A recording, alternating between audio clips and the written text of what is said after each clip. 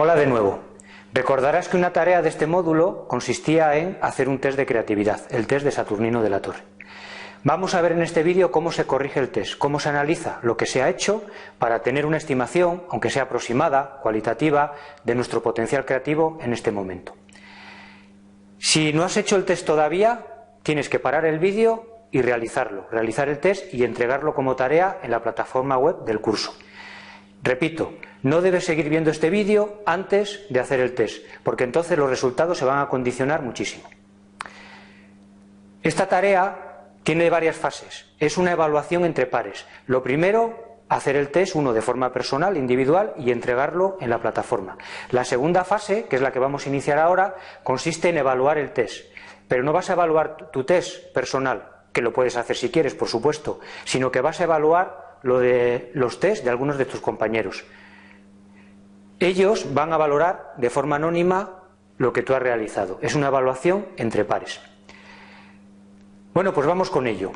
Aunque sea de forma aproximada, vamos a ver los pasos que hay que seguir para valorar el resultado del test. Este test se basa en la idea, fundamentalmente en la idea de resistencia al cierre. Vamos a hacer un experimento. Dime lo que ves en esta imagen, en la diapositiva. Bueno, puedes decir lo que quieras, pero seguro que estás viendo una letra M en algún momento. La letra M. ¿Por qué? Porque el cerebro está constantemente buscando en nuestro campo visual patrones conocidos por nosotros. Está reconociendo patrones. Y un patrón con el que trabajamos a diario es con las letras. Y por lo tanto es bastante habitual ver la letra M. Sin embargo, son 4 líneas inconexas entre sí, que no guardan en principio ninguna relación, más que esa posición parecido a la letra M. Bueno, pues esto tiene que ver con el concepto de resistencia al cierre, que a su vez se relaciona con creatividad.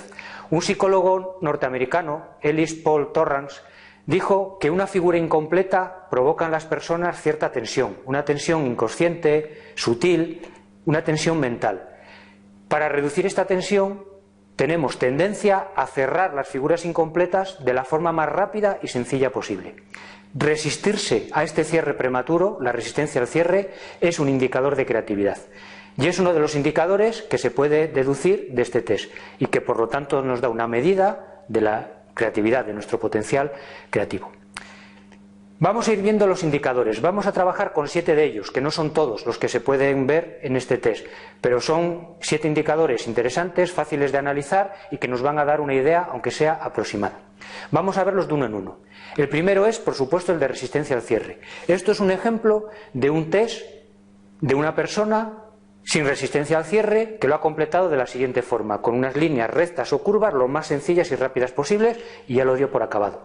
Bueno, pues en nuestra puntuación de creatividad tendré una puntuación baja, porque no se ha resistido al cierre. Por el contrario, si vemos el test de otra persona, o el nuestro, y comprobamos que esas zonas sin cerrar, esos gaps, se dejan así, sin cerrar, o se cierran de una forma muy elaborada, muy indirecta, con mucha decoración, puntúa alto en creatividad. Nosotros vamos a puntuar cada indicador de 0 a 10 puntos. Esa es tu tarea, ir recorriendo estos indicadores, analizando el test que tienes delante y dando una puntuación entre 0 y 10 para cada uno de ellos.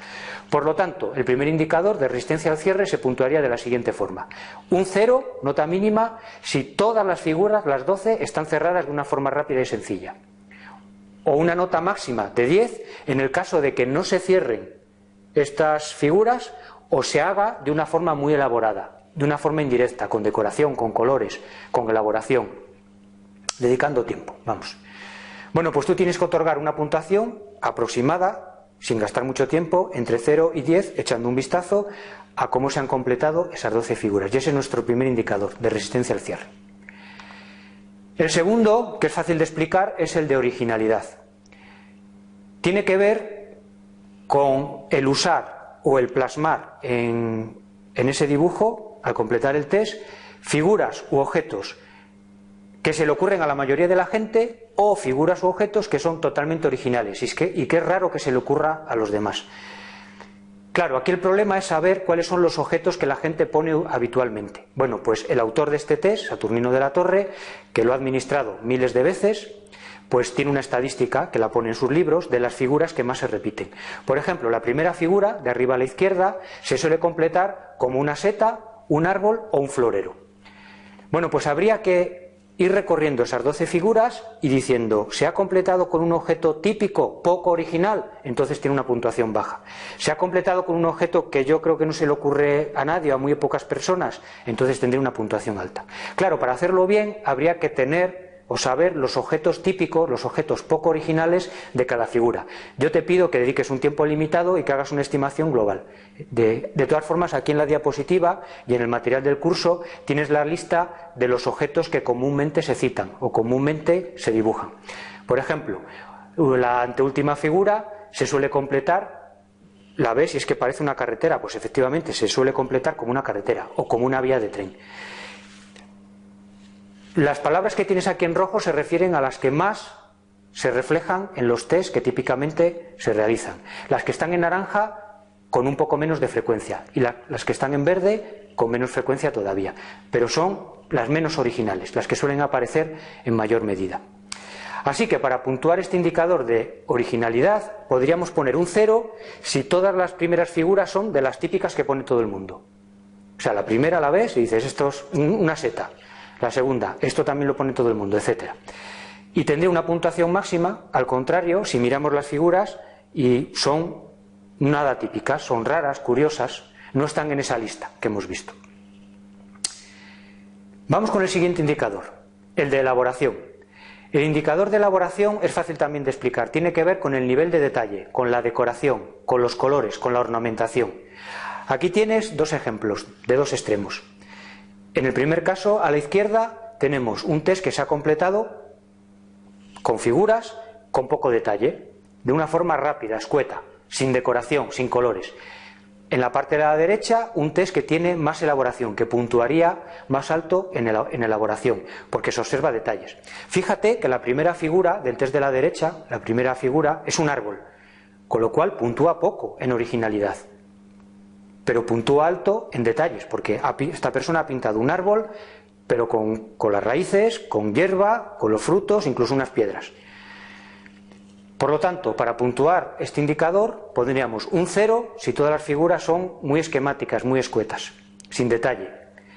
O un 10 en el caso extremo, una elaboración tremenda, mucha decoración, muchos colores. Se ha dedicado también mucho tiempo. El cuarto indicador se refiere a la fantasía. También es fácil de explicar.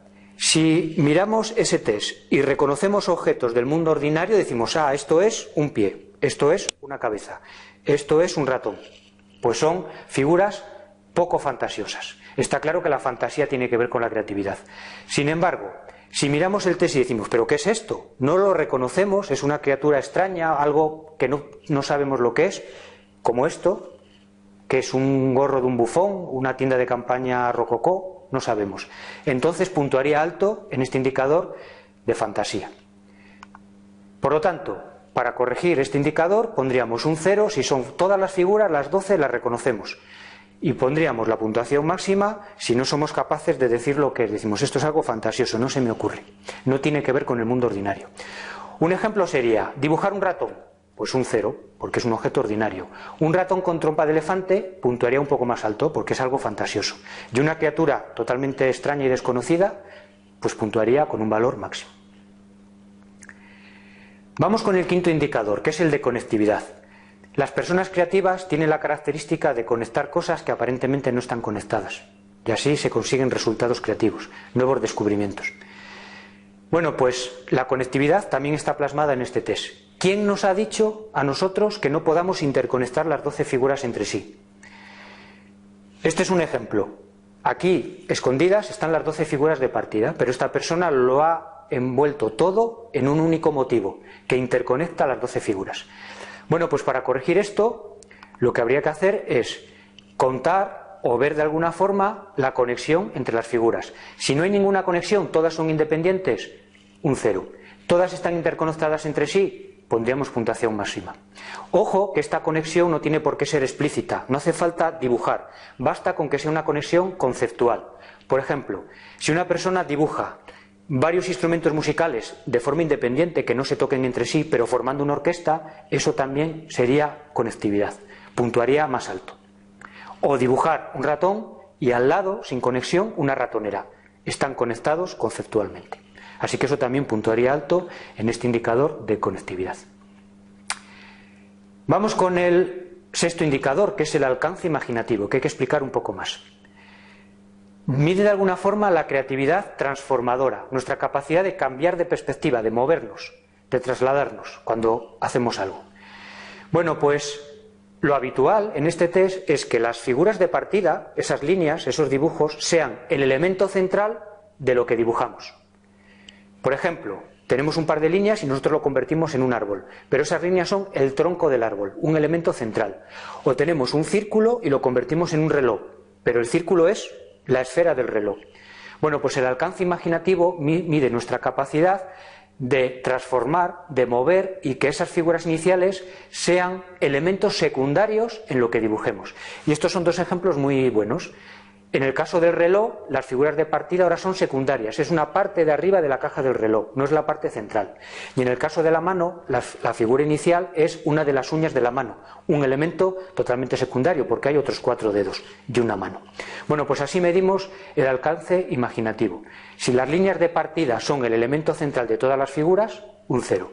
Si las líneas de partida se convierten totalmente en elementos totalmente secundarios de todas las figuras, sería una puntuación máxima de 10. Y llevamos con el último indicador, que este es fácil de medir, es la expansión figurativa. Tiene que ver con la autoimposición de límites. ¿Quién nos ha dicho a nosotros que las figuras que dibujemos tengan que tener un tamaño pequeño? Pueden ser grandes, muy grandes. ¿Cuál es el límite real? El tamaño del papel. Pero dentro del papel no hay márgenes. Podemos expandirnos todo lo que queramos.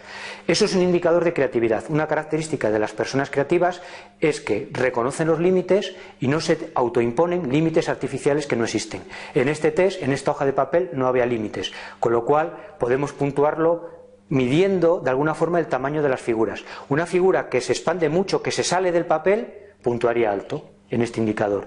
Sin embargo, si las figuras son pequeñas, reducidas al hueco en el que están dibujadas, el hueco de partida, puntuaría abajo en este indicador. Concretamente podríamos asignar un 0 si las figuras son muy pequeñas, apenas se salen de las líneas de partida, y podríamos puntuar un 10 si la escena que hemos dibujado, las figuras, llegan hasta el mismo límite del papel. Bueno, ya hemos visto los 7 indicadores con lo que vamos a trabajar. Te quería enseñar ahora un par de ejemplos de estudiantes de esta universidad, del curso pasado, que han hecho este test. Se puede ver a la izquierda un test que puntuaría abajo, ¿verdad? ¿Por qué? Porque son figuras pequeñas, no hay resistencia al cierre, no hay decoración, no hay elaboración, no hay alcance imaginativo, una puntuación baja en creatividad. El test de la derecha pertenece también a otro estudiante y se puede ver cómo ha conectado varias de las figuras, se ha usado el color, hay alcance imaginativo porque pasan a ser elementos secundarios de lo que se ha dibujado. Dos ejemplos un poco extremos de cómo se puede completar estas figuras. Bueno, pues estos 7 indicadores no son los únicos. El autor del test propone alguno más, como por ejemplo la riqueza expresiva, o que tiene que ver con el dinamismo, si son seres vivos que parece que están vivos, o figuras estáticas, o la habilidad gráfica, la precisión con la que dibujamos. Pero nosotros nos vamos a quedar por sencillez y comodidad y no gastar mucho tiempo con los 7 primeros. Así que a cada uno le has asignado o le vas a asignar una puntuación entre 0 y 10 y nos va a salir una puntuación global entre 0 y 70 puntos. Esa puntuación global y todos los comentarios que quieras, siempre constructivos, es lo que tienes que incluir como valoración del test que estás evaluando. Una idea muy importante, esto lo quiero dejar claro, es que la puntuación de este test no tiene nada que ver con la evaluación del curso. Faltaría más. La puntuación no tiene nada que ver con la evaluación. Tu misión, o sea, tu tarea consiste en evaluar el test de varios de tus compañeros y el tuyo también, si quieres. En eso consiste hacer la tarea. Y la nota no tiene nada que ver con la puntuación que se obtenga, por supuesto. Lo interesante para nosotros de este test, aparte de como realimentación personal y casi como curiosidad de decir, anda, qué creativo soy, o lo contrario, Dios mío, no pensé que era así. Más que eso, para nosotros lo importante es que se pueden deducir pistas de por dónde van las técnicas de creatividad. Cosas como, por ejemplo, la resistencia al cierre es como precipitarse hacia la solución única, la solución fácil. Bueno, pues muchas técnicas de creatividad nos impiden o nos retrasan el ir hacia una solución única y nos dicen, no, no, espera un poco, sigue elaborando soluciones. Muchas técnicas de creatividad trabajan así. Otras nos ponen en situaciones en las que es más fácil obtener resultados fantásticos, que pueden ser también útiles. Lo de conectar unas cosas con otras es fundamental. Muchas técnicas de creatividad nos fuerzan diferentes conexiones, nos dicen, esto en lo que estás trabajando, conéctalo con aquello que no tiene nada que ver. Y cuesta, pero de esas conexiones forzadas se pueden obtener resultados creativos. Y en fin, así podríamos seguir trabajando con todos los indicadores. Otro muy importante, el de no autoimponerse límites. Es decir, una técnica de creatividad puede estar enfocada a reconocer los límites reales de un problema y darnos cuenta de que son esos y no otros que nos ponemos nosotros artificiales. Bueno, volvemos al principio. Hay una tarea entre manos, que es la segunda fase del test de Saturnino de la Torre, que es evaluar el test de varios de tus compañeros. Estas serán las instrucciones de cómo hacerlo. Ya sabes que si tienes cualquier duda, puedes consultar al profesor en los foros y yo mismo, otros compañeros, te pueden ayudar.